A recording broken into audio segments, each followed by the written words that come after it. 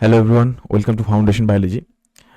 আজকে আমরা ক্লাস যেটা রেখেছি সেখানে আমরা কোষ অধ্যায়ের গুরুত্বপূর্ণ টপিকগুলো নিয়ে আলোচনা করব। যারা তোমরা আগের ভিডিওগুলো দেখোনি, অবশ্যই তোমরা প্লেলিস্টে যাবে, সেখানে আগের ক্লাসগুলো করতে পারবে। আর এএনএম জিএনএম পরীক্ষার জন্য ভীষণ ভীষণ পরিমাণে গুরুত্বপূর্ণ এই টপিকগুলো। এখান থেকে প্রতি বছর প্রশ্ন আসেই, কোনোবারই বাদ থাকে না। অতএব তোমাকে ভালোভাবে কমপ্লিট করতে হলে এই টপিকগুলোকে ভালোভাবে রেডি করতে হবে, ঠিক আছে? তো চলো কথা না বাড়িয়ে একদম ক্লাসটাকে শুরু করা যাক। তো আজকের যে বিষয় আমরা যে পার্টে চলছি সেটা হচ্ছে মাইটোকন্ড্রিয়া। তো মাইটোকন্ড্রিয়া কি, এর সম্পর্কে বুঝতে হলে তোমাকে প্রথমত কতগুলো ছোট ছোট বিষয় বুঝতে হবে। যেমন ধরো, একটা উদাহরণ দিয়ে যদি আমরা আলোচনা করি, ধরো একটা গাড়ি আছে। এই গাড়িটা যখন চলে, তো এই গাড়িটা চলার জন্য কিন্তু তার কিসের দরকার পড়ে? শক্তি দরকার পড়ে, মানে এনার্জি, খাবার দরকার পড়ে। তো গাড়িটা কি খায়? গাড়িটা খায় হচ্ছে পেট্রোল, ঠিক আছে? তাহলে পেট্রোলটা থেকে সে এনার্জি পাচ্ছে, দিয়ে গাড়িটা কি হচ্ছে, সামনের দিকে কিন্তু মুভ করে, তাই না? তো গাড়িটা চলে। তাহলে এই গাড়িটা সামনের দিকে যাচ্ছে কার কারণে? পেট্রোলের কারণে। এখন প্রশ্ন হচ্ছে, এই গাড়ি ঠিক কিভাবে কাজ করছে, গাড়ি কিভাবে অ্যাকচুয়ালি সামনের দিকে যাচ্ছে, এটা একটা আলাদা মেকানিজম, ঠিক আছে?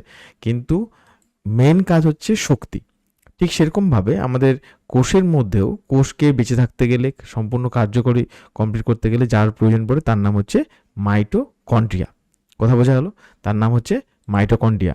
আর এই মাইটোকন্ড্রিয়া বেসিক্যালি হচ্ছে, যখন কোনো একটা কোষের মধ্যে থাকে, সেই কোষটা সমস্ত কাজ, সমস্ত ফাংশনগুলো যেগুলো কমপ্লিট করে, ঠিক আছে, সেটা কিন্তু একটা শুধু নির্দিষ্ট বিষয় নয়, অনেকগুলো ছোট ছোট মেকানিজম আছে যেগুলো সমগ্র মিলেমিশে কাজটা হয়।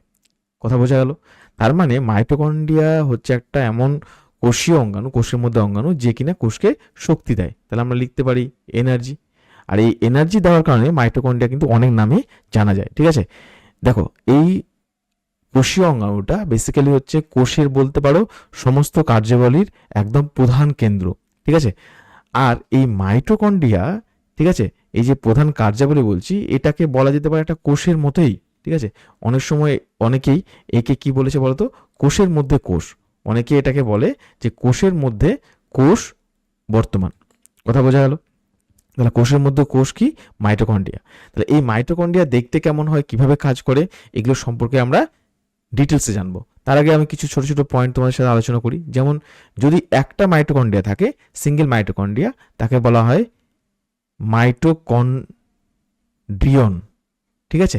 আর যদি তোমার প্লুরাল ফর্মে বলা হয়, সিঙ্গেল, ঠিক আছে, প্লুরাল ফর্মে, তখন এটাকে বলা হয় মাইটোকন্ড্রিয়া। কন্ড্রিয়া। তাহলে একটা কোষের মধ্যে একাধিক মাইটোকন্ড্রিয়া থাকতে পারে। কথা বুঝতে পারলে? এবারে প্রশ্ন হচ্ছে যে, এই মাইটোকন্ড্রিয়া কি আমরা খালি চোখে দেখতে পাবো? হ্যাঁ, এটা কিন্তু খালি চোখে দেখা যায় না, ঠিক আছে? তার মানে কি, এটার জন্য প্রয়োজন কি? তোমার হচ্ছে মাইক্রোস্কোপ। আর মাইক্রোস্কোপে কোনো কিছু দেখতে গেলে প্রথমে তোমাকে যে কোনো কোষীয় অঙ্গাণুগুলোকে রং করতে হবে, ঠিক আছে? রং তুলি দিয়ে রং করা, যেটাকে অ্যাকচুয়ালি বায়োলজির ভাষায় বলা হয় স্ট্যানিং। মনে থাকবে কি বললাম? স্ট্যানিং, ঠিক আছে? বায়োলজির ভাষায় বলা হয় স্ট্যানিং। আর এই স্ট্যানিং এর মাধ্যমে এটা কিন্তু করা হয়। একটা জিনিস মনে রাখবে, আমরা এখন পড়ছি মাইটোকন্ড্রিয়া, ঠিক আছে? এই মাইটোকন্ড্রিয়া থেকে যে সবচেয়ে গুরুত্বপূর্ণ পয়েন্টটা, এর স্ট্রাকচারটা বেশি ইম্পর্টেন্ট। এর স্ট্রাকচারটা কিরকম দেখতে, দেখো, লক্ষ্য করে দেখো। এটা হচ্ছে পুরো একটা শেপ, ঠিক আছে? আর এই শেপের মধ্যে এইরকম গঠন আছে। তাই তুমি লক্ষ্য করে দেখো, এই যে ছবিটা পেলাম, তাহলে এই ছবিটার মধ্যে পর্দা তুমি কয়টা দেখতে পাচ্ছ, বা আবরণী তুমি কয়টা দেখতে পাচ্ছ? দেখো, আবরণী কিন্তু এখানে রয়েছে, ঠিক আছে? এখানে আবরণী কয়টা রয়েছে? আবরণী হচ্ছে বেসিক্যালি দুটো। এখানে দুটো আবরণী কেন? একটা হচ্ছে বাহ্যিক, ঠিক আছে, এটা হচ্ছে বাহ্যিক, মানে বাইরের দিকে। আর একটা, সুজাতা রয়, ভালো করে পড়াও। হ্যাঁ, তোমার কি সমস্যা? বুঝতে পারো নি? না বুঝতে পারলে বলবে, সমস্যা নেই, ঠিক আছে? না বুঝতে পারলে বলবে যদি কোনো সমস্যা হয়।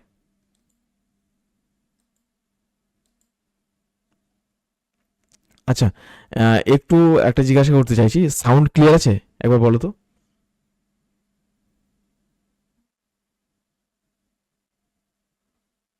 সাউন্ড ক্লিয়ার আছে? বাকিরা বলো একটু, সাউন্ড নিয়ে কোনো ইস্যু হচ্ছে কারো?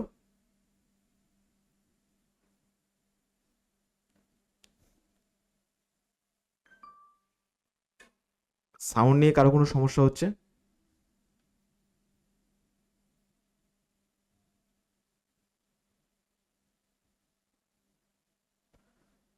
সাউন্ড নিয়ে কি কারো কোনো সমস্যা হচ্ছে?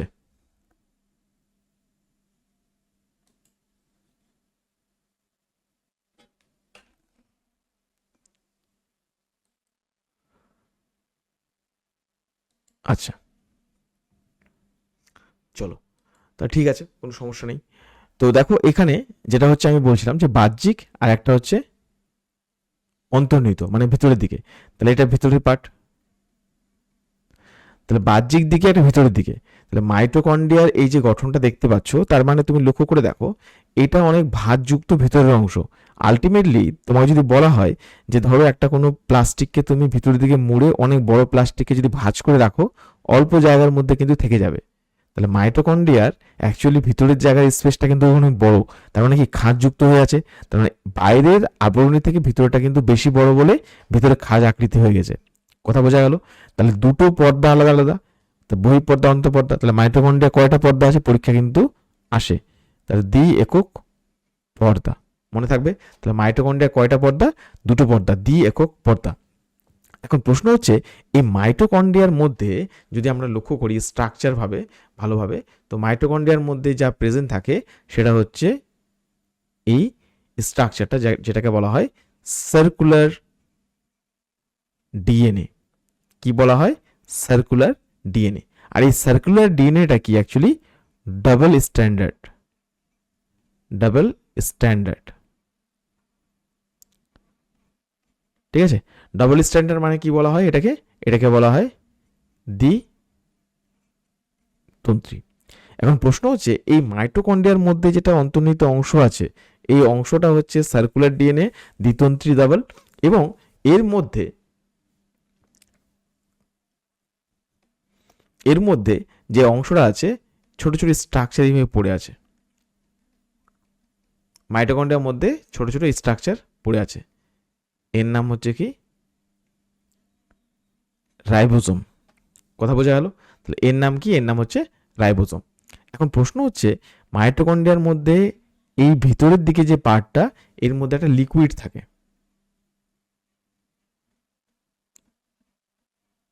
মাইটোকন্ড্রিয়ার এই যে ভিতরের পার্টটা দেখছো, এর মধ্যে যে লিকুইডটা থাকে, তরল একটা পদার্থ, এই তরল পদার্থটার নাম হচ্ছে,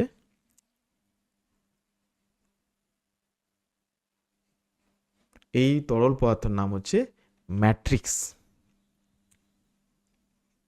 কথা বোঝা গেল? তাহলে এটা হচ্ছে ম্যাট্রিক্স।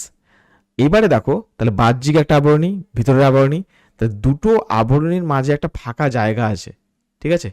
দুটো আবরণীর মাঝে একটা ফাঁকা জায়গা, যেটা আমি সবুজ কালার দিয়ে লিখছি। তার মানে মাঝখানে কিন্তু এরাও প্রবেশ করেছে, এই যে এই যে যেগুলো ভাঁজযুক্ত জায়গায়। তাহলে এখানে যে আবরণীর মধ্যে দুটো আবরণীর অন্তর্নিহিত মাঝখানে যে অংশটা রয়েছে, তাকে কি বলা হচ্ছে? তাকে এই পার্টটাকে অ্যাকচুয়ালি বলা হয় ইন্টার মেমব্রেন স্পেস, ঠিক আছে? তাহলে এটাই পার্টটা হচ্ছে ইন্টার মেমব্রেন স্পেস। তার মানে কি? এই দুটো পার্ট হচ্ছে অ্যাকচুয়ালি দুটো অংশের, মানে দুটো অন্তঃপর্দা বহিঃপর্দার মাঝে অবস্থিত অংশ, যার মধ্যে একটা লিকুইড থাকে। তাহলে আর ভেতরের দিকে থাকছে ম্যাট্রিক্স, বাইরের দিকে হচ্ছে ইন্টার মেমব্রেন স্পেসের মধ্যে থাকা লিকুইড। এখন প্রশ্ন হচ্ছে তাহলে আউটার মেমব্রেন মানে তাহলে বাইরের দিকটা বাহ্যিক আর ভিতরের দিকটা, আর এখানে ভিতর বেলা ম্যাট্রিক্স, ম্যাট্রিক্সের মধ্যে কে পড়ে আছে? রাইবোজোম আছে, আর সার্কুলার ডিএনএ, যেটাকে ডবল স্ট্যান্ডার্ড বলা হচ্ছে। এখন আমরা যদি ভালো করে ছবিটাকে লক্ষ্য করে দেখি, এই যে তুমি ভাঁজগুলো দেখতে পাচ্ছ, ঠিক আছে? কোন ভাঁজগুলোর কথা বলছি? এই পার্টটার কথা বলছি আমি। এই যে ভাঁজগুলো দেখতে পাচ্ছ, এই ভাঁজটাকে বলা হয় ক্রিস্টি। কি বললাম? ক্রিস্টি। আচ্ছা, আমরা একটা ক্রিস্টিকে যদি আলাদা করি তাহলে এইরকম ভাবছি না ভাঁজটাকে?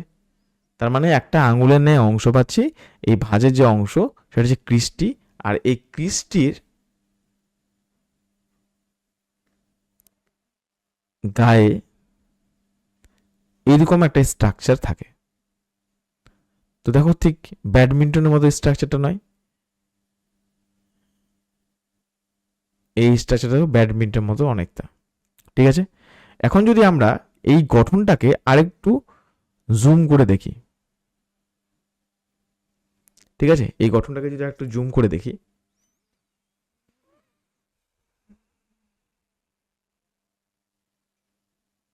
জুম করে দেখি, তাহলে আমরা দেখব যে এর মধ্যে অবস্থান করছে এটা। তাহলে তাই যদি হয়, এই স্ট্রাকচারটা যদি এরকমই হয়, তাহলে এটা হচ্ছে মাথা, আমি খুব সিম্পল ল্যাঙ্গুয়েজে বলছি, এটা হচ্ছে কি বাহু বা বডি বলতে পারো। তাহলে এই যে গঠনটা, ঠিক আছে, তাহলে এই যে গঠনটা আছে এটা কোথায় আছে? এই যে ক্রিস্টির সাথে আটকে আছে। ঠিক আছে, পরে আসছে এগুলোকে কি বলে, একটু পরে আমরা জানছি ভালোভাবে। ঠিক আছে, তো পুরো এই মাথা বাহুযুক্ত অংশটাকে বলা হয় F0 F1 দানা। তাহলে তোমাকে যদি পরীক্ষায় প্রশ্ন জিজ্ঞাসা করে F0 F1 দানা কার সাথে আটকে থাকে, তাহলে তুমি কি বলবে? F0 F1 দানা আটকে থাকে সেটা হচ্ছে অ্যাকচুয়ালি ক্রিস্টির সাথে, মানে ক্রিস্টি যে ভাঁজ তার সাথে আটকে থাকে। কনসেপ্ট বোঝা গেল? কারো কোনো ডাউট এখান থেকে? আশা করি ডাউট নেই। তাই যদি হয় তাহলে আমরা এবারে নেক্সট একটা ছবিতে যাব। ছবিতে কি যাচ্ছে দেখো, এই যে তোমাদের সামনে আমি প্রেজেন্ট করলাম এই যে স্ট্রাকচারটা, এই যে গঠনটা, ঠিক আছে, তাহলে এই গঠনটা একটু ভালো করে বোঝো, তাহলে তুমি প্রতিটা জিনিস একদম ক্রিস্টাল ক্লিয়ার হয়ে যাবে তোমার। ঠিক আছে, সেটা কি? এই যে মাথাটাকে বললাম মাথা, আর এই যে পার্ট হচ্ছে টেল পার্ট বলে অনেকে, বা লেজ বলে বা বাহু বলে, লেজ পার্ট। তাহলে এটাকে প্রেজেন্ট করা হয় F1 দিয়ে, আর এটাকে প্রেজেন্ট করা হয় F0 দিয়ে। তাহলে এটা কার সাথে আটকে ছিল? কিছুক্ষণ আগে ছবিটা দেখলে, ছবি তোমরা দেখলে না যে ক্রিস্টি যে ভাঁজগুলো ছিল এইভাবে, তাহলে এটা আটকে ছিল হচ্ছে ক্রিস্টির সাথে। তার মানে ক্রিস্টিটা কি? ক্রিস্টিটা হচ্ছে অন্তঃপর্দা। তার মানে আমি বলতে পারি যে মাথাগুলো কার সাথে আটকে আছে, এই সরি F0 F1 দানাটা কার সাথে আটকে আছে? তো তুমি বলবে কি যে অন্তঃপর্দার সাথে আটকে আছে। তাহলে অন্তঃপর্দাটা দেখতে কেমন দেখো। এবারে যদি আমরা অন্তঃপর্দাকে জুম করে দেখি,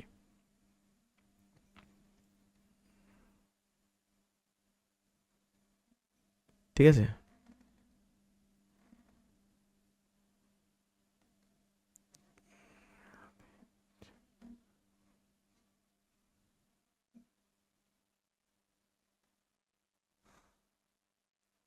ঠিক আছে, তাহলে এই যে পার্টটা, তাহলে এই পার্টটার নাম হচ্ছে F1, এই পার্টটার নাম হচ্ছে F0, আর এটা হচ্ছে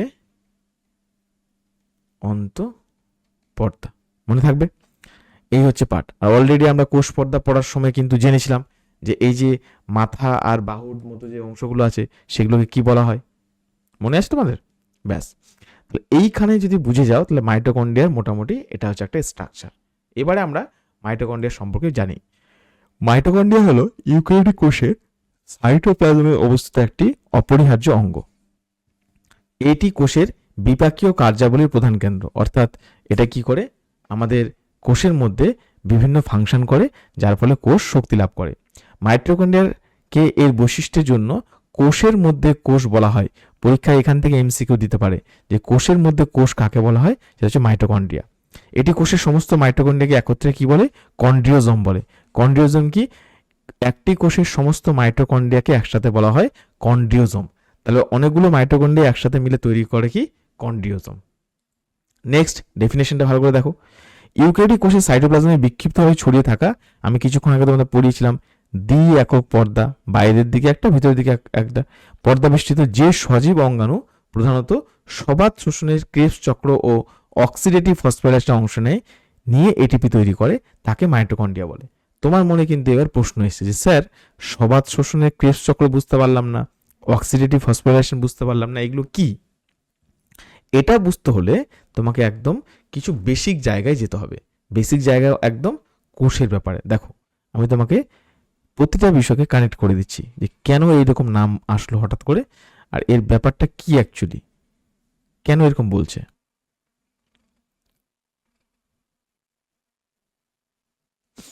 দেখো এটা গেল।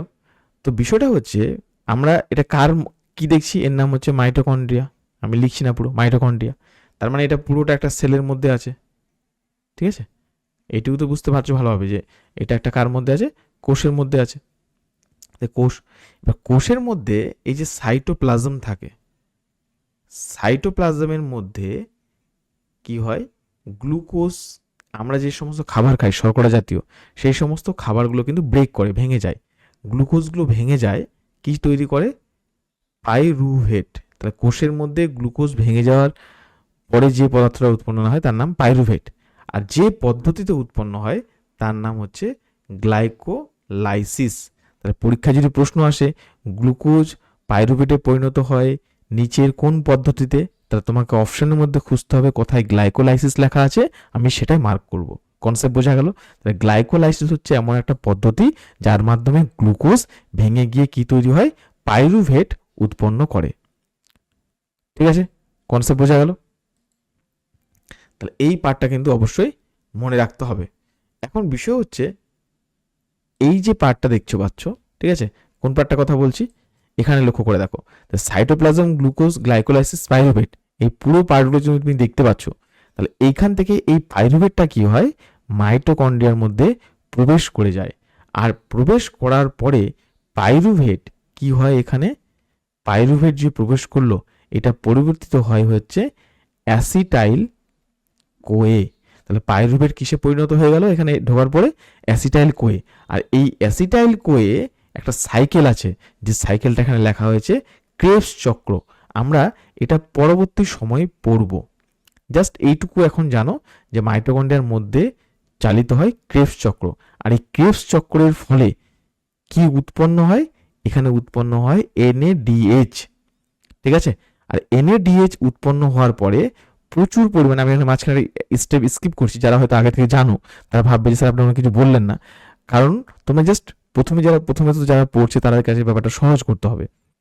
এখানে আমি সব বলবো না, আমরা যখন প্ল্যান্টের রেসপিরেশন টপিকগুলো পড়বো তখন ডিটেলে আলোচনা করবো। ঠিক আছে, জাস্ট এইটুকুটা বলছি এখন। তাহলে অ্যাসিটাইল পাইরুভেটটা কিসে পরিণত হচ্ছে, অ্যাসিটাইল কোয়ে। আর অ্যাসিটাইল কোয়ে কি হচ্ছে, মাইটোকন্ড্রিয়ার মধ্যে সংগঠিত হয় ক্রেবস সাইকেল।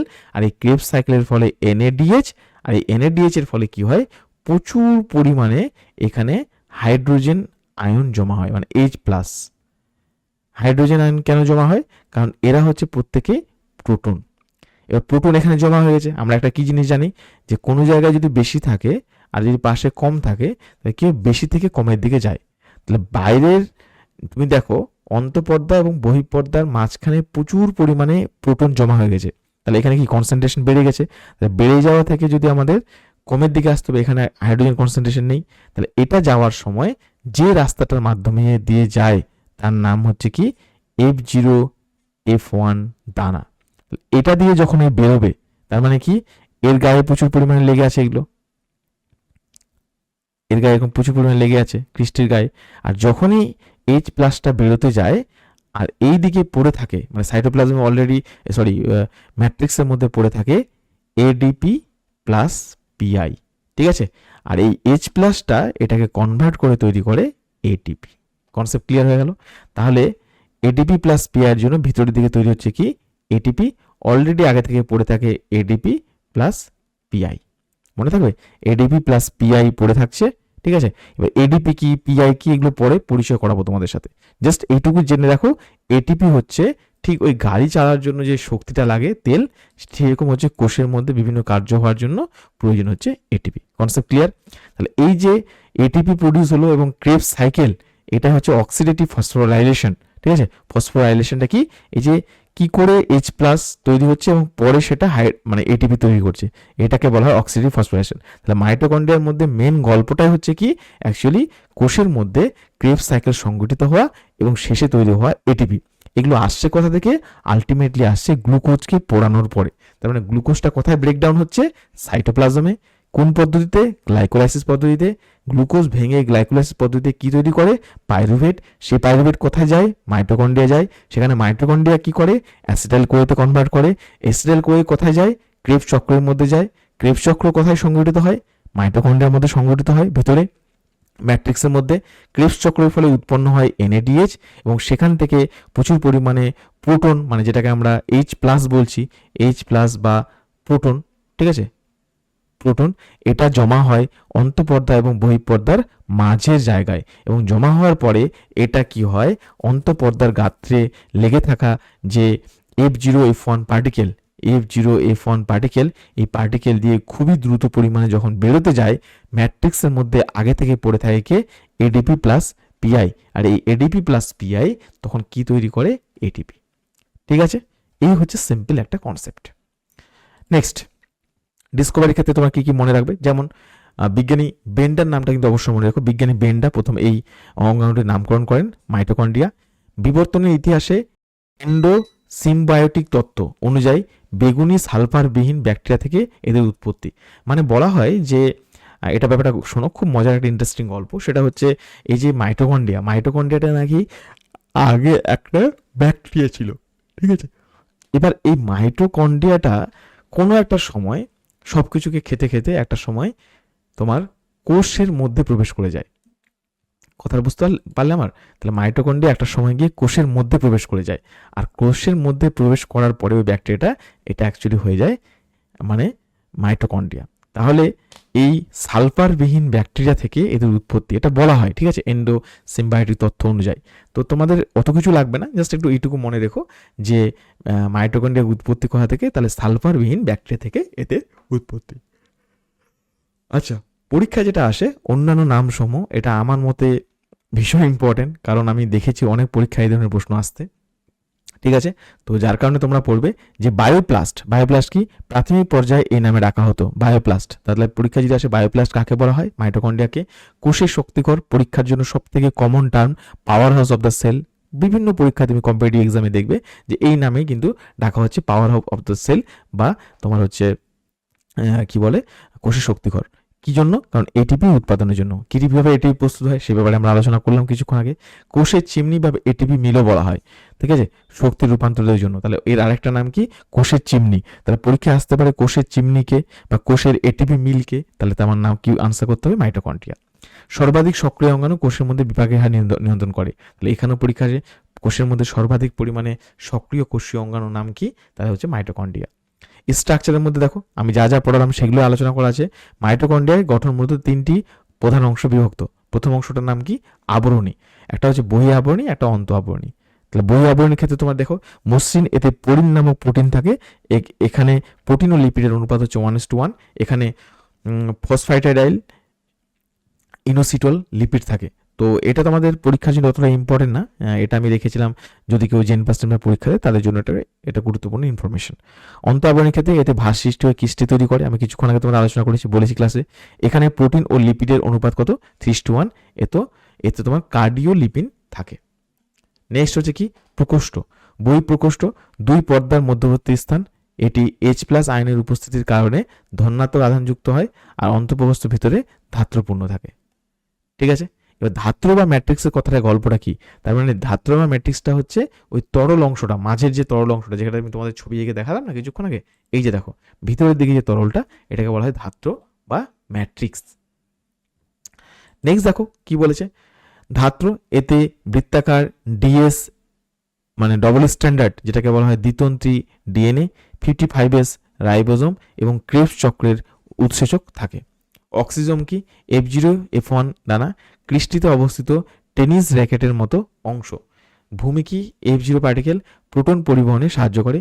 মস্তক কি, F1 এটিপি সিনথেস হিসেবে কাজ করে, এটিপি তৈরি করে, ঠিক আছে, এটিপি সিনথেস হিসেবে কাজ করে, এটিপি তৈরি করতে সাহায্য করে। বৃন্ত হচ্ছে F0F1কে যুক্ত রাখে। তাহলে বৃন্ত F0F1কে যুক্ত রাখে। মস্তকের পার্টটা মনে থাকবে। ভূমি, পরীক্ষা কিন্তু এখান থেকেই প্রশ্ন আসে। আর ক্রিস্টিটা একটা টেনিস র্যাকেটের মতো, এটাও কিন্তু জিজ্ঞাসা করতে পারে তোমাকে। ক্রিস্টি, টেনিস, টেবিল টেনিস খেলেছো কেউ? টেবিল টেনিস এখানে খেলে থাকতে পারো হয়তো, ঠিক আছে। তো সে ভালোভাবে জানে ব্যাপারটা। তো সেক্ষেত্রে সেই গঠনের মতো যেহেতু, তারাই যে এটা নাম। নেক্সট পার্ট, ফাংশনগুলো মনে রাখবে কি, অক্সিডেটিভ ফসফোরাইলেশনের মাধ্যমে শক্তি উৎপন্ন করা, ফ্যাটি অ্যাসিড বিজারণ, এই অ্যামাইনো অ্যাসিড জারণ ঘটানো, এগুলো পরে আমরা ডিটেলসে পড়বো, জাস্ট একটু মনে রাখো এখন। উপচিতিমূলক বিপাক কাজ কি, ফ্যাটি অ্যাসিড সংশ্লেষ করা, নিজস্ব ডিএনএ ও প্রোটিন সংশ্লেষে সাহায্য করে। কারণ আমরা দেখলাম এমন একটা কোষীয় অঙ্গাণু একমাত্র আমরা দেখেছি যে নিউক্লিয়াসের মধ্যেই কিন্তু নিজস্ব ডিএনএ থাকে, কিন্তু এক্ষেত্রে আমরা দেখছি যে নিজস্ব ডিএনএটা কার মধ্যে থাকছে, মাইটোকন্ড্রিয়ার মধ্যে। তাহলে কোনো কোষীয় অঙ্গাণুর যদি নিজস্ব ডিএনএ থাকে, তাহলে সেই নিজস্ব ডিএনএটাকে অ্যাকচুয়ালি এইভাবে কিন্তু নামটা দেওয়া হয়েছে, যেটাকে অটোনোমাস অর্গানেলি বলা হয়। তাহলে অন্য কোনো অর্গানে তুমি দেখতে পাবে না বা কোষীয় অঙ্গাণু দেখতে পাবে না মাইটোকন্ড্রিয়ার প্লাস্টিড ছাড়া। প্লাস্টিড কি একটু পরে আমরা শুরু করব। এখানে পরীক্ষার জন্য আমার কিছু বিশেষ পরামর্শ তোমাদেরকে, কি কি এখান থেকে মনে রাখবে। যেমন ব্যতিক্রমের ক্ষেত্রে দেখো, স্তন্যপায়ী প্রাণীর পরিণত লোহিত রক্ত কণিকায় আরবিসিতে মাইটোকন্ড্রিয়া থাকে না, পরীক্ষা আসতে পারে।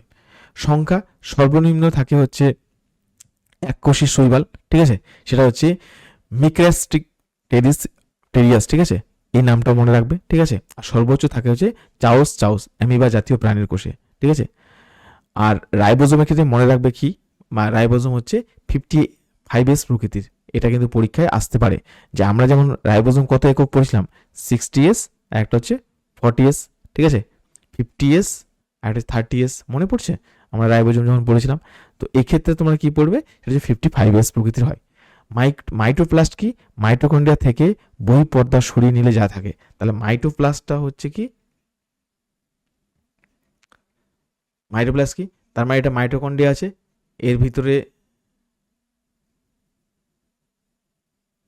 এরকম আছে, তুমি কি করলে বাইরের আবরণীটা সরিয়ে নিলে। তাহলে বাইরের আবরণীটা সরিয়ে নিলে কি পড়ে থাকবে, শুধুমাত্র ভিতরের আবরণী পড়ে থাকবে। তাহলে ভিতরের আবরণী যে স্ট্রাকচারটা, এই পার্টটা ক্লিয়ার।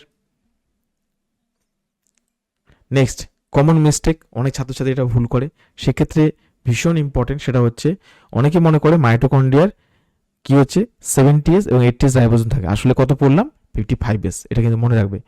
তারপরে দেখো F0 F1 কণার কাজগুলো হবে, মনে রাখবে এটিপি তৈরি হয় F1 অংশে।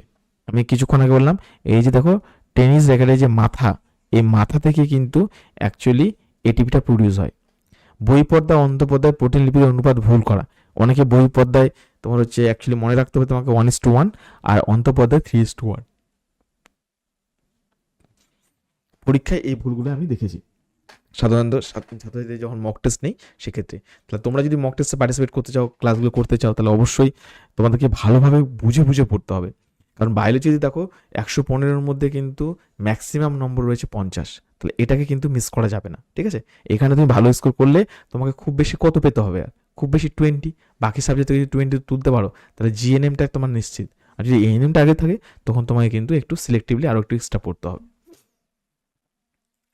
দেখো কি বলা হয়েছে, তাহলে এখানে প্রশ্নের মধ্যে একবার আমি এক এক করে প্রশ্ন পড়ছি, ঠিক আছে, যেহেতু এটা রেকর্ডেড ভিডিও তাই আমি প্রশ্নগুলো পড়ছি, দিয়ে ধাপে ধাপে আমি উত্তর প্রতিটা বলে দিচ্ছি, ঠিক আছে। প্রথমত প্রশ্নটা আমাদের কি করেছে, প্রথম প্রশ্নটা করেছে যে কোন ফসফোলিপিডটি মাইটোকন্ড্রিয়ার অন্তঃপর্দায় অধিক থাকে।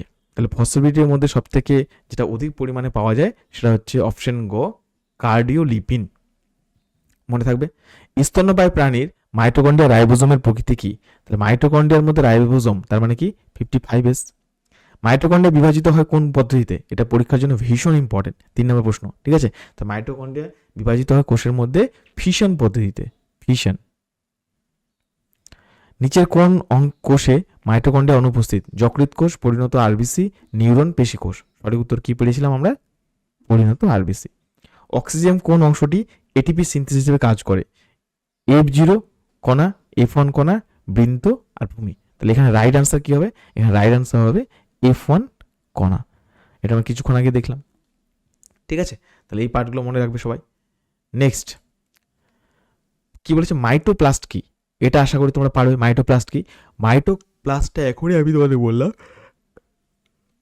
আমি লিখতে পারি এটা, সেটা হচ্ছে উইথাউট মানে হচ্ছে বাংলায় বলি, যেহেতু প্রশ্নগুলো সব বাংলায় করা হয়েছে, সেটা হচ্ছে বহিঃপর্দা ছাড়া অংশ, ঠিক আছে। মাইটোকন্ড্রিয়া কেন সেল উইদিন সেল বলা হয়, কারণ হচ্ছে মাইটোকন্ড্রিয়াকে মধ্যে ডিএনএ, আরএনএ, রাইবোজোম থাকায় এটি স্বপ্রজননশীল আর নিজস্ব প্রোটিন সংশ্লেষ করতে পারে, যার কারণে মাইটোকন্ড্রিয়াকে সেল উইদিন সেল বলা হয়। এটা মনে রাখবে, ডিএনএ থাকে, আরএনএ থাকে। প্রোটিন কোথায় পাওয়া যায়? প্রোটিনটা কিন্তু একমাত্র বহিঃপর্দায় পাওয়া যায়, বহিঃপর্দা। কন্ড্রিওজোম বলতে কি বোঝো? খুব সিম্পল, মাইটোকন্ড্রিয়া যতগুলি মাইটোকন্ড্রিয়া থাকে, ধরো একটা কোষে অনেকগুলো মাইটোকন্ড্রিয়া আছে, তাহলে সেই একটা নির্দিষ্ট মাইটোকন্ড্রিয়ার যখন একসাথে অবস্থান করছে সেটাকে কন্ড্রিওজোম বলা হয়, কন্ড্রিওজোম মনে থাকবে। তাহলে একটি নির্দিষ্ট কোষে অবস্থিত সমস্ত মাইটোকন্ড্রিয়াকে একত্রে বলা হচ্ছে কন্ড্রিওজোম। ক্লিয়ার? ব্যাস, একটু হয়ে গেল কমপ্লিট। আচ্ছা, তোমাদের জন্য ছোট্ট একটা অ্যানাউন্সমেন্ট, সেটা হচ্ছে এএনএম জিএনএম 2026 মাদার টেরেসা ব্যাচের কোর্স, ঠিক আছে? এই কোর্সটাতে তোমরা সমস্ত টপিক পড়তে পারবে, আমি রয়েছি, বাকি স্যার ম্যামেরা রয়েছে। আর এই ক্লাসগুলোর সময়টা দেখে নাও, কবে কবে ক্লাস করানো হয়, আর সমস্ত সিলেবাস পড়ানো হবে। শুধুমাত্র তোমাকে একবার টাকা পেমেন্ট করতে হবে, 699 টাকা, আর কোনো কিন্তু টাকা লাগছে না, ঠিক আছে? তাই দেরি না করে কোর্সটিতে অবশ্যই পারচেস করো। এখন যেটা আমরা পড়বো সেটা হচ্ছে পরবর্তী পার্ট, ক্লোরোপ্লাস্ট। তো ক্লোরোপ্লাস্ট বোঝার আগে তোমাদের আমি একদম বেসিক থেকে জিনিসগুলোকে নিয়ে যাচ্ছি। সেটা হচ্ছে, প্রথমে দেখো প্লাস্টিড, ঠিক আছে? সেটা কি? প্লাস্টিড। এখন বিষয় হচ্ছে এই প্লাস্টিড ব্যাপারটা কি, এটা যদি বুঝতে পারো তাহলে বিষয়টা কিন্তু খুব সহজ হয়। তাহলে এই প্লাস্টিড আসলে পাওয়া যায় সেটা হচ্ছে উদ্ভিদ কোষে, উদ্ভিদ কোষ। আর উদ্ভিদ কোষের কোথায় কোথায় পাওয়া যায় তোমাকে আমি এটা বলে দিতে চাই, সেটা হচ্ছে রুট, অর্থাৎ যেটাকে বাংলায় আমরা বলি মূল। তারপর হচ্ছে স্টেম, স্টেম মানে হচ্ছে কাণ্ড। আর একটা হচ্ছে কি লিফ, যেটাকে বলা হচ্ছে কি পাতা। তাহলে মূল, কাণ্ড, পাতা, এর মধ্যে কিন্তু তোমার হচ্ছে প্লাস্টিড পাওয়া যায়। এছাড়া, এবং তোমরা মনে রাখবে সেটা হচ্ছে ইউগ্লিনা, সেটা কি ইউগ্লিনা, এই ইউগ্লিনাতেও কিন্তু প্লাস্টিড পাওয়া যায়, ঠিক আছে? তাহলে আমরা ক্লোরোপ্লাস্ট পড়ছি, এটা আসবো, অ্যাকচুয়ালি প্লাস্টিড থেকে কিন্তু ক্লোরোপ্লাস্ট তৈরি হয়। কিন্তু কিভাবে স্যার, একটু ভালো করে যদি বুঝি, তো চলো একটা উদাহরণ দিয়ে বোঝাই। ধরো এটা হচ্ছে সিড, সিড, সিড মানে কি? এটা হচ্ছে বীজ। এবারে এই সিডের মধ্যে যদি আমরা একটা সেলকে দেখি, ধরো এটা হচ্ছে নিউক্লিয়াস আছে, এবার নিউক্লিয়াসের পাশে এইভাবে পড়ে থাকে, এদের নাম হচ্ছে কি প্রোটোপ্লাস্টিড, প্রোটোপ্লাস্টিড। আর এই প্রোটোপ্লাস্টিডটা পরবর্তী সময় বিভিন্ন বর্ণকে ধারণ করে এবং নাম পরিবর্তিত হয়। ফার্স্ট যে নামটা আমাদের মনে রাখতে হবে সেটা হচ্ছে লিউকোপ্লাস্ট, লিউকোপ্লাস্ট। তারপরে এই লিউকোপ্লাস্টটা পরবর্তী সময়ে পরিবর্তিত হতে পারে, সেটাতে কিসে যায়? সেটা হচ্ছে ক্লোরোপ্লাস্ট, ঠিক আছে? প্রোটোপ্লাস্ট থেকে কি কি জিনিস তৈরি হয় ওটা বুঝতে পারলে, লিউকোপ্লাস্ট তৈরি হয়, ক্লোরোপ্লাস্ট, আবার লিউকোপ্লাস্ট ওর সময় ক্লোরোপ্লাস্টও হতে পারে। আবার প্রোটোপ্লাস্ট থেকে ডিরেক্ট তৈরি হতে পারে, সেটা হচ্ছে ক্রোমোপ্লাস্ট, ক্রোমোপ্লাস্ট। তাহলে ক্লোরোপ্লাস্ট হতে পারে, ক্লোরোপ্লাস্ট হতে পারে, ক্রোমোপ্লাস্ট। তাহলে এই যে পার্টগুলো পাচ্ছ, তাহলে আমরা প্লাস্টিডে কয়টা ভাগ পেলাম? প্লাস্টিডে হচ্ছে 3টে ভাগ, লিউকোপ্লাস্ট, ক্লোরোপ্লাস্ট আর হচ্ছে ক্রোমোপ্লাস্ট। এখন বিষয় হচ্ছে এই ক্লোরোপ্লাস্ট, লিউকোপ্লাস্ট আর ক্রোমোপ্লাস্ট, এই লিউকোপ্লাস্ট যেটা, এটাতে কিন্তু কোনো কালার থাকে না। তাহলে আমরা বলতে পারি নো পিগমেন্ট, ইংরেজিতে বলতে পারি নো পিগমেন্ট, বা বাংলায় তুমি বলতে পারো বর্ণহীন। ক্লোরোপ্লাস্ট, এই ক্লোরোপ্লাস্ট হচ্ছে কালার বর্তমান, অর্থাৎ বর্ণযুক্ত। ক্লোরোপ্লাস্ট কি? বর্ণযুক্ত। আর ক্রোমোপ্লাস্টটা কি? ক্রোমোপ্লাস্ট হচ্ছে পিগমেন্ট প্রেজেন্ট, এটা তো হচ্ছে বর্ণযুক্ত। এখন তোমার মনে প্রশ্ন আছে, দুটোই বর্ণযুক্ত, তাহলে আলাদা কি? এটা ক্লোরোপ্লাস্ট হচ্ছে সবুজ, আর এই যে ক্রোমোপ্লাস্ট দেখছো, এই ক্রোমোপ্লাস্টের মধ্যে যে কালারটা প্রেজেন্ট থাকে, তো সেটা আমরা দেখে ক্যারোটিনয়েড বলা হয় অ্যাকচুয়ালি, ঠিক আছে? তো কমলা, বেগুনি বা হলুদ, এই সমস্ত কালারগুলো আসে ক্রোমোপ্লাস্ট থেকে। কথা বোঝা গেল? তাহলে এইটুকু তোমরা শিখলে। এবারে চলো আমরা ডিটেলসে যাই। ডিটেলসে কিসে যাবো? আগে ছবিতে আঁকি, তাই না? ছবি আঁকলে তোমাদের বেশি ভালো কনসেপ্টগুলো মনে থাকবে। তো আগেরটা যেমন ছবি দেখেছিলাম, তাহলে এটার একটা ছবি দেখি। ও আচ্ছা, সরি, এটা মিসড হয়ে গেল।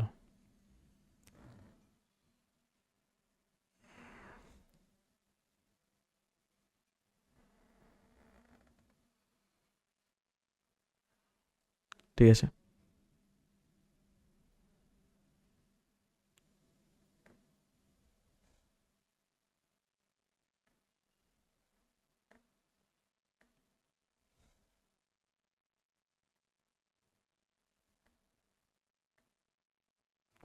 দেখো, লক্ষ্য করে দেখো এই যে কালারগুলো আছে, তাহলে এই পুরো স্ট্রাকচারটা কি? এই পুরো স্ট্রাকচারটা হচ্ছে একটা প্লাস্টিডের স্ট্রাকচার। তাহলে এই ছোট ছোট পার্টগুলোর নাম কি? এর নাম হচ্ছে রাইবোজোম।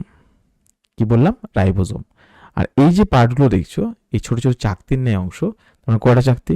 একটা চাকতি, এরকম। আবার এর নিচে একটা এসছে, এর নিচে এটা পরপর।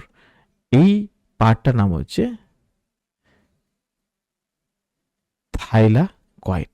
ঠিক আছে, এখানে group of thylakoid, group of যে থাইলাকয়েড এটা যুক্ত হয়েছে। ঠিক আছে, তাহলে অনেকগুলো থাইলাকয়েড দেখো যুক্ত হয়ে গেছে। এই গ্রুপ অফ থাইলাকয়েডকে যে নাম, সেটা হচ্ছে গ্রানা। কি বললাম? গ্রানাম। মনে থাকবে? তাহলে গ্রুপ অফ থাইলাকয়েড, একটা সিঙ্গেল থাইলাকয়েড একসাথে যখন থাকে তখন হচ্ছে নাম গ্রানাম। পরীক্ষায় কিন্তু আসে প্রশ্ন। তো দেখো অনেকগুলো গ্রানাম একসাথে যুক্ত হয়ে আছে, যার মাধ্যমে যুক্ত থাকে তাকে বলা হয় স্ট্রোমাল ল্যামেলি।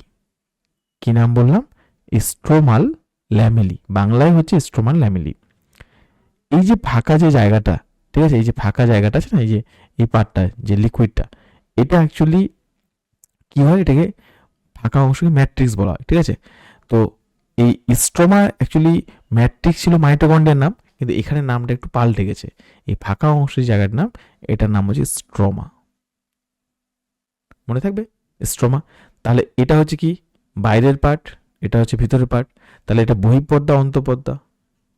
বহি আর ভিতরটা হচ্ছে অন্ত। তাহলে বহিঃপর্দা অন্তঃপর্দার মাঝে অনেকগুলো কি থাকতে পারে? লিকুইড থাকতে পারে।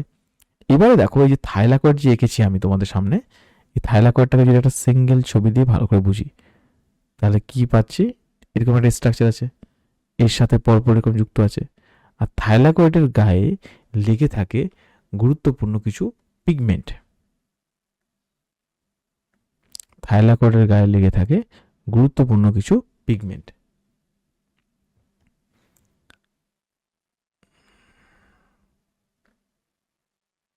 গুরুত্বপূর্ণ কিছু পিগমেন্ট। এই যে পিগমেন্টগুলো আছে থাইলাকয়েডের গায়ে লেগে থাকা যে গুরুত্বপূর্ণ পিগমেন্ট, এই পিগমেন্টগুলো কিন্তু একটা ভীষণ পরিমাণে ইম্পর্টেন্ট। কি পিগমেন্ট? লক্ষ্য করে দেখো। ঠিক আছে, এই পিগমেন্ট যেগুলো আছে, পিগমেন্ট, এটা হচ্ছে পিগমেন্ট। তো পিগমেন্টগুলোর একটা আলাদা নাম আছে, যে যখন আমরা উদ্ভিদের সালোক সংশ্লেষ চ্যাপ্টারটা পড়বো তখন আমরা শিখবো এগুলোকে কিন্তু ভীষণ কার্যকারী। তো এই ডান দিকের পিগমেন্ট ধরো এখানে কি থাকে? একটা থাকে PS1, আর বাঁ দিকে একটা পিগমেন্ট, একে বলা হয় PS2। শুধু এইটুকু এখন জানো, আর কিচ্ছু জানতে হবে না এখন। ঠিক আছে, পরে এর ব্যাপারে ডিটেলসে জানবো। তাহলে শিখে গেলে থাইলাকয়েডের গায়ে কে লিখে থাকে? পিগমেন্ট। পিগমেন্ট দুই ধরনের, PS1 আর PS2। এবং এর সাথে যুক্ত থাকে, এর নাম হচ্ছে কি? ডিএনএ। ডিএনএ, ঠিক আছে। ডিএনএ আমরা যদি দেখি, ডবল স্ট্যান্ডার্ড সার্কুলার। ঠিক আছে, double standard circular DNA present থাকে এখানে। Concept clear? ঠিক আছে, তাহলে এইটুকু বুঝে গেছো। এবারে আমরা যাই প্লাস্টিডের ব্যাপারে, ক্লোরোপ্লাস্টের সম্পর্কে ধারণায়। কি বলা আছে দেখো, পরিচিতি প্রথমে। উদ্ভিদের সালোক সংশ্লেষকারী প্রোটিস্ট কোষের সাইটোপ্লাজমে অবস্থিত দ্বিপর্দা বিশিষ্ট অতি গুরুত্বপূর্ণ অঙ্গাণু হলো প্লাস্টিড। ক্লোরোপ্লাস্ট হলো প্লাস্টিডের একটি প্রধান প্রকারভেদ, যা মূলত সবুজ রঙের হয়। তোমাদের আমি কিছুক্ষণ আগে বলেছি। তাহলে আলটিমেট এরা আসে কোথা থেকে? এরা আসে হচ্ছে প্রোটোপ্লাস্টিড থেকে। এটি উদ্ভিদের সালোক সংশ্লেষ প্রক্রিয়া সম্পন্ন করার প্রধান কেন্দ্র, তাই একে কি বলা হয়? কোষের রান্নাঘর। তাহলে উদ্ভিদের সালোক সংশ্লেষ পদ্ধতি, এই পদ্ধতিটা কে করে? প্লাস্টিড। মনে থাকবে। ডেফিনেশন: প্লাস্টিড কি? সকল উদ্ভিদ কোষ ও সালোক সংশ্লেষকারী প্লাস্টিডে উপস্থিত দ্বিপর্দা বেষ্টিত যে কোষীয় অঙ্গাণু খাদ্য সংশ্লেষ বা তোমার রঞ্জক সঞ্চয় অংশ নেয় তাকে কি বলে? প্লাস্টিড বলে। মনে থাকবে। এবারে দেখো ক্লোরোপ্লাস্ট, ক্লোরোফিল ও ক্যারোটিনয়েড রঞ্জকযুক্ত সবুজ বর্ণের প্লাস্টিড, যা আলোক শক্তিতে রাসায়নিক শক্তিতে রূপান্তরিত করে শর্করা জাতীয় খাদ্য তৈরি করে। আবিষ্কার কি নাম মনে রাখবে? বিজ্ঞানী আর্নেস্ট হেকেলের কথা বলা হয়েছে, প্রথম প্লাস্টিড আবিষ্কার করেন। এটি উৎপত্তি ঠিক যেমন মাইটোকন্ড্রিয়ার গল্পটা শুনেছিলাম মনে আছে, এন্ডোসিম্বায়োটিক তত্ত্ব, ঠিক প্লাস্টিডকেও বলা হয় যে এন্ডোসিম্বায়োটিক অর্থাৎ সাইনোব্যাকটেরিয়া থেকে এরা উৎপত্তি লাভ করেছে। নেক্সট দেখো স্ট্রাকচার আমি তোমাদের পড়িয়ে দিয়েছি, বহিঃপর্দা, অন্তঃপর্দা আর পেরিপ্লাস্টিডাল স্থান মানে দুই পর্দার মাঝে যে ফাঁকা স্থান, এতে অধিক ফসফোলিপিড ও বিশেষ প্রোটিন থাকে, এতে ফসফোলিপিড কম থাকে, প্রোটিন থাকে না। তাহলে বহিঃপর্দা অন্তঃপর্দার পার্টটা এটা শুধু মনে রাখবে। গ্রানার ক্ষেত্রে দেখো চ্যাপ্টার 3 নেয় থাইলাকয়েড একে অপরের সাথে সজ্জিত তাকে গ্রানা গঠন করে। ঠিক আছে, গ্রানা কি দিয়ে তৈরি হয়? থাইলাকয়েড দিয়ে তৈরি হয়। তাহলে অনেকগুলো থাইলাকয়েড একসাথে যুক্ত হচ্ছে, পড়ালাম। প্রতি ক্লোরোপ্লাস্টে 40 থেকে 60টি গ্রানা থাকে, প্রতি গ্রানায় 10 থেকে 100টি থাইলাকয়েড বর্তমান। থাইলাকয়েড পর্দায় কোয়ান্টাজম দানার স্মারক সংশ্লেষী রঞ্জক ক্লোরোফিল ও ক্যারোটিনয়েড থাকে। থাইলাকয়েডের উপরে রঞ্জক প্রেজেন্ট। এবার PS1 PS2 বলেছিলাম। স্ট্রোমা ক্লোরোপ্লাস্টের ধাত্র মানে ম্যাট্রিক্সে যেমন মাইটোকন্ড্রিয়া যেমন ধাত্র ছিল, ম্যাট্রিক্স নাম ছিল, ক্লোরোপ্লাস্টের ধাত্র যেখানে কেলভিন চক্রের প্রয়োজনীয় এনজাইম থাকে। তার মানে কি এনজাইমগুলো মাইটোকন্ড্রিয়া যে এনজাইমগুলো থাকে সেটা কিন্তু এখান থেকে সাপ্লাই হয়। ঠিক আছে, মনে থাকবে। তাহলে কোথায়? স্ট্রোমা প্লাস্টিড থেকে। এখানে আমরা একটা ক্রেবস চক্র পড়েছিলাম, এখানে কেলভিন চক্র। তাহলে এটা কেলভিন চক্র কেন? কারণ কেলভিন চক্রটা হচ্ছে এটা কার সাথে সম্পর্কযুক্ত? সালোক সংশ্লেষের সাথে যুক্ত। এটি বৃত্তাকার, কি অ্যাকচুয়ালি মিস্টেক হয়ে গেছে, এটা বৃত্তাকার ডাবল স্ট্যান্ডার্ড ডিএনএ থাকে, 70S প্রকৃতির রাইবোজোম বর্তমান। ঠিক আছে, কাজ সালোক সংশ্লেষ ক্লোরোপ্লাস্টের গ্রানায় আলোক দশা ও স্ট্রোমায় আলোক নিরপেক্ষ দশা, যেটাকে কেলভিন চক্র সম্পন্ন হয়। আমরা পরে এটা পড়বো ডিটেলসে, এটা শুধু জাস্ট এইটুকু লাইন এখন জেনে রাখো। লিউকোপ্লাস্টের মাধ্যমে স্টার্চ, যেটাকে বলা হয় অ্যামাইলোপ্লাস্ট। প্রোটিন সংশ্লেষ করলে কোনো প্লাস্টিক তাকে অ্যালিলোপ্লাস্ট, আর ফ্যাট সংযোগে অ্যালায়োপ্লাস্ট, এগুলো মনে রাখবে। ঠিক আছে, তো লিউকোপ্লাস্টের মাধ্যমে স্টার্চ, প্রোটিন আর ফ্যাট কিন্তু সঞ্চয় হয়। পরাগ মিলন ক্রোমোপ্লাস্ট ফুল ও ফলকে বর্ণিল করে পতঙ্গদের আকৃষ্ট করে। তার মানে কি একটা ফুলের যে বর্ণ সেখানে কে ধারণ করতে সাহায্য করে? ক্রোমোপ্লাস্ট। আর ক্রোমোপ্লাস্টকে দেখে বিভিন্ন পতঙ্গগুলো আসতে পারে, মৌমাছি, অন্যান্য পতঙ্গ, যাতে তাকে আকৃষ্ট করতে পারে। ঠিক আছে, এক্সামের জন্য কিছু গুরুত্বপূর্ণ নোট আমার দিক থেকে, সেটা হচ্ছে অটোনোমাস অর্গানিল বলা হচ্ছে। ঠিক আছে, নিজস্ব ডিএনএ বর্তমান, 70S রাইবোজোম, ওটার ক্ষেত্রে পড়লাম 55S, মনে আছে? কার ক্ষেত্রে পড়েছিলাম? মাইটোকন্ড্রিয়া, মনে থাকবে। এটি নিজস্ব প্রোটিন তৈরি করতে পারে, তাই একে অর্ধ স্বনির্ভর অঙ্গাণু বলে। বিভেদ কি? ক্লোরোপ্লাস্ট সবুজ হয়, ক্রোমোপ্লাস্ট রঙিন, আর লিউকোপ্লাস্ট কি হয়? বর্ণহীন। ঠিক আছে, সঞ্চয় মনে রাখার ট্রিকটা মনে রাখবে, এমাইলো স্টার্চ, এমাইলেজ এনজাইমের সাথে মনে রাখতে পারো। ঠিক আছে, অ্যালিডো প্রোটিন, ঠিক আছে, এলিও হলে বা তেল, বা এটা তুমি নিজের মতো মনে রাখতে পারো, বিশেষ ইম্পর্টেন্ট নয়। কিন্তু যেটা পরীক্ষা সাধারণত সবাই ভুল করে, গ্রানা ও স্ট্রোমার কাজগুলো গুলিয়ে ফেলা। মনে রাখবে গ্রানা গরম বা আলোতে কাজ করে, ঠিক আছে, অর্থাৎ আলোক দশা। রাইবোজোমের প্রকৃতি ভুল করে, উদ্ভিদ কোষের 80S থাকলেও ক্লোরোপ্লাস্টের ভিতরে কি থাকে? 70S, মনে থাকবে। Concept clear? এবারে আমি তোমাদের একটা কথা বলি, এই 70S রাইবোজোম কিন্তু পরীক্ষায় দেয়। ঠিক আছে, দুই ধরনের রাইবোজোম পাওয়া যায়। 70S কি বলে মাইটোকন্ড্রিয়াও থাকতে পারে, কিন্তু 55S এর কথা বললাম, ওটা বেসিক্যালি ম্যাক্সিমাম ক্ষেত্রে দেখা যায়। প্লাস্টিড ও ক্লোরোপ্লাস্টে একই মনে করা হয়। প্লাস্টিড একটি বৃহৎ বিভাগ, ক্লোরোপ্লাস্ট তার ছোট্ট একটা অংশ, এটা অনেকে ভুল করে। আচ্ছা, পরীক্ষায় একটা জিনিস আমি দেখেছি অনেক বাচ্চা ভুল করে ফেলে, সেটা হচ্ছে প্লাস্টিড বড় না মাইটোকন্ড্রিয়া বড়, কোনটা বড়? পরীক্ষা যদি তোমায় দেয় তো অবশ্যই মনে রাখবে প্লাস্টিড হচ্ছে বড় মাইটোকন্ড্রিয়ার তুলনায়।